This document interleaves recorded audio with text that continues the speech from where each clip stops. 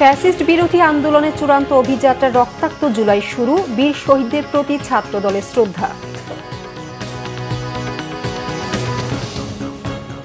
দেখছিলেন crown cement সংবাদ শিরোনাম, এবার বিস্তারিত।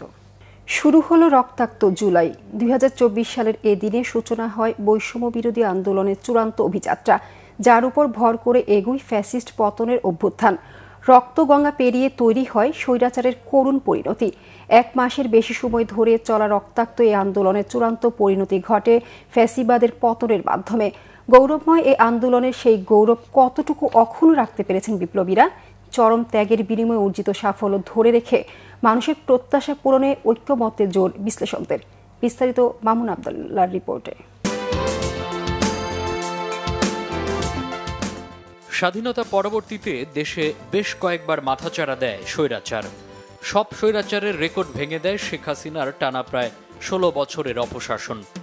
বিরোধী মতকে নিশ্চিহ্ন করাই ছিল যে ফ্যাসিস্টের মূলমন্ত্র। এ সময় ফ্যাসিস্ট বিতাড়িত করতে ব্যক্তি পর্যায়ে অভিনব আন্দোলন ছিল দৃশ্যমান, অভাব ছিল সম্মিলিত আন্দোলনের। অবশেষে সেই তৃষ্ণা মেটে 1 জুলাই। কোটা সংস্কারের লক্ষ্যে 4 দফা দাবিতে বৈষম্য বিরোধী ছাত্র আন্দোলনের ব্যানারে শুরু হয় শিক্ষার্থীদের লাগাতার কর্মসূচি। 2 থেকে 6 জুলাই দেশে ছড়িয়ে পড়ে বিক্ষোভ, মানববন্ধন, অবরোধ সহ দ্রোহের আগুন। আসে বাংলা ব্লকেডের মতো কর্মসূচি। এই কর্মসূচিতে শিক্ষার্থীদের উপর হামলা করে ছাত্রলীগ ও পুলিশের পেটোয়া বাহিনী। 14 জুলাই আন্দোলনরত শিক্ষার্থীরা রাষ্ট্রপতি বরাবর স্মারকলিপি দেয়। এদিনই তখনকার প্রধানমন্ত্রী শেখ হাসিনা আন্দোলনকারীদের রাজাকারের নাতিপুতি নামে তাচ্ছিল্য করেন। তাতে আন্দোলনের আগুনে ঘি ঢালার অবস্থা হয়। তার মানে কি মুক্তিযুদ্ধের সন্তান নাতিপুতিরা কেউ মেধাবী না? যত রাজাকারের বাচ্চারা নাতিপুতি হলো মেধাবী, তাই না? শিক্ষার্থীদেরকে রাজাকারের নাতি বা রাজাকারের সন্তান বলে যখন তুচ্ছতাচ্ছিল্য করেছে, অপবাদ দেবার চেষ্টা করেছে, ঠিক সেই সময়টাতে বাংলাদেশে আওয়ামী লীগের ফ্রেমে যে মুক্তিযুদ্ধের চেতনার কথা, এবং সেই সময়টাতেই আওয়ামী লীগের চেতনার মোড়কে একটা ন্যায্য দাবিকে বানচাল করা, যারা কোটা সংস্কার চেয়েছেন তাদেরকে রাজাকার বলে সেই দাবিকে বানচাল করার যে তাদের ষড়যন্ত্রের জায়গাটা ছিল, সেটা কিন্তু সেই দিনই ভেস্তে যায়। 15 জুলাই সরকার প্রধানের সেই তির্যক বক্তব্য প্রত্যাহারের দাবি জানান বৈষম্য বিরোধী ছাত্র আন্দোলনের অন্যতম সমন্বয়ক নাহিদ ইসলাম। 16 তারিখে আরও তেজি হয়ে ওঠে পরিস্থিতি। সেদিনই পুলিশের গুলিতে শহীদ হন রংপুর বেগম রোকেয়া বিশ্ববিদ্যালয়ের সমন্বয়ক আবু সাইদ। আবু সাইদকে সহ 16 তারিখে আমরা দেখলাম আরও অনেককে শহীদ করা হলো, তাদেরকে বুকে সরাসরি গুলি করা হলো। এটা ছাড়া বাংলাদেশের সকলের মধ্যে আবার একটা দাবানলের মধ্যে ছড়িয়ে পড়ে। এরপর কমপ্লিট শাটডাউনের সাথে চলে সর্বাত্মক অবরোধ। এরই মধ্যে আটক করা হয় অন্যতম কেন্দ্রীয় সমন্বয়ক নাহিদ ইসলামকে। সরকারের 3 প্রতিনিধির সাথে বৈঠকে উঠে আসে 8 দফা। পরে দফা কমিয়ে 22 জুলাই নাহিদ 4 দফা দাবি জানিয়ে আলটিমেটাম দেন 48 ঘন্টার, যেখানে ইন্টারনেট চালু, ক্যাম্পাস থেকে আইনশৃঙ্খলা বাহিনী প্রত্যাহার করে ক্যাম্পাস চালু এবং কারফিউ প্রত্যাহারের ঘোষণা আসে। ততক্ষণে আন্দোলনে ঝরে যায় অসংখ্য প্রাণ, আহত অগণিত। তাদের তালিকা তৈরি ও হামলায় জড়িতদের চিহ্নিত করার দাবি ওঠে 25 জুলাই। 26 জুলাই নাহিদ ইসলাম সহ 3 সমন্বয়ককে রাজধানীর গণস্বাস্থ্য নগর হাসপাতাল থেকে তুলে নিয়ে যায় সাদা পোশাকধারীরা। 27 তারিখে আরও 2 সমন্বয়ককে হেফাজতে নেয় ডিবি। 28 তারিখ রাতে তাদেরকে জাতির সামনে হাজির করে সংবাদ সম্মেলন নাটক মঞ্চস্থ করা হয়। এরই মধ্যে সারা দেশের দেয়াল ছেয়ে যায় আন্দোলনের গ্রাফিতিতে। হত্যা, গণগ্রেফতার, হামলা, মামলা ও গুমের প্রতিবাদে 31 জুলাই সারা দেশে পালন হয় মার্চ ফর জাস্টিস। 1 আগস্ট ছেড়ে দেওয়া হয় গোয়েন্দা হেফাজতে থাকা 6 সমন্বয়ককে।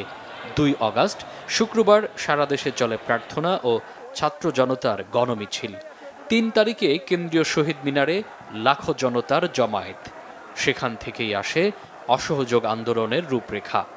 সেদিনই বৈষম্য বিরোধী আন্দোলনের ব্যানারে ঘোষণা আসে সরকার পতনের 1 দফা আন্দোলনের। সেই উত্তাল অগাস্টে চারদিক থেকে যখন লাশের খবরে আকাশ বাতাস ভারী হয়ে আসে, তখনই 6 August long march to Dhaka কর্মসূচি ঘোষণা। পরিস্থিতি বিবেচনায় একদিন এগিয়ে 5 আগস্টেই কর্মসূচি পালনের ঘোষণা আসে। বলা হয়ে থাকে, সেই ঘোষণাই ফ্যাসিস্টের মসনদ চূর্ণ করার চূড়ান্ত ঘোষণা, যে ডাকে রাত থেকেই কারফিউ ভেঙে ঢাকার দিকে ছোটে জনতার ঢেউ। সেদিন যেন ভোরের আলো ফুটতেও বিলম্ব হচ্ছিল। রাজধানী ঢাকায় তৈরি হয় এক গুমোট পরিবেশ, যা রোখা অসাধ্য হয়ে যায় ফ্যাসিস্টের পক্ষে। এরই মধ্যে খবর ছড়িয়ে পড়ে সকল দাম্ভিকতার অবসান ঘটিয়ে নিজের জীবন বাঁচাতে ছোট বোন রেহানাকে নিয়ে প্রতিবেশী দেশে শেখ হাসিনার পালিয়ে যাওয়ার খবর। এত প্রাণহানি, অঙ্গহানির অর্জন কি এক বছরেও এসেছে? আমাদের যে কাঙ্ক্ষিত বা জনপ্রত্যাশার সেটা কিন্তু এখনো অর্জন হয়নি। ভবিষ্যতে যারা বাংলাদেশের কর্ণধার হবেন, একটা নির্বাচনের মাধ্যমে সরকার পরিচালনার দায়িত্ব লাভ করবেন, আমি মনে করি তাদের এখান থেকে শিক্ষা নেওয়ার দরকার আছে। বিশ্লেষকদের এক কথা, আন্দোলনের সুফল পেতে চাইলে দরকার নিঃশর্ত জাতীয় ঐক্য। মামুন আব্দুল্লাহ, বাংলাভিশন, ঢাকা। রক্তাক্ত জুলাইয়ের প্রথম প্রহরে রাত 12টা 1 মিনিটে বৈষম্য বিরোধী ও শেখ হাসিনার পতন আন্দোলনের শহীদদের প্রতি শ্রদ্ধা জানানো হয়েছে। কেন্দ্রীয় শহীদ মিনারে আলোয় আলোয় স্মৃতি সবুজ্জ্বল শিরোনামে শ্রদ্ধা জ্ঞাপন অনুষ্ঠান করে জাতীয়তাবাদী ছাত্রদল। মোমবাতি জ্বালিয়ে শুরু হয় শ্রদ্ধা জানানোর আনুষ্ঠানিকতা। ছাত্রদলের বর্তমান ও সাবেক নেতারা অনুষ্ঠানে যোগ দেন। রাজধানীর বিভিন্ন এলাকা থেকে অনুষ্ঠানে অংশ নেন সংগঠনের সর্বস্তরের নেতাকর্মীরা। সমাবেশে বক্তারা বৈষম্য বিরোধী আন্দোলনের বীর যোদ্ধাদের অবিস্মরণীয় অবদান স্মরণ করেন। তারা বলেন, রাজনৈতিক দল আর ছাত্র জনতার সম্মিলিত অংশগ্রহণেই জুলাই অভ্যুত্থান চূড়ান্ত পরিণতির দিকে যায় এবং ফ্যাসিস্টের পতনের মাধ্যমে জনগণের চূড়ান্ত বিজয় অর্জিত হয়।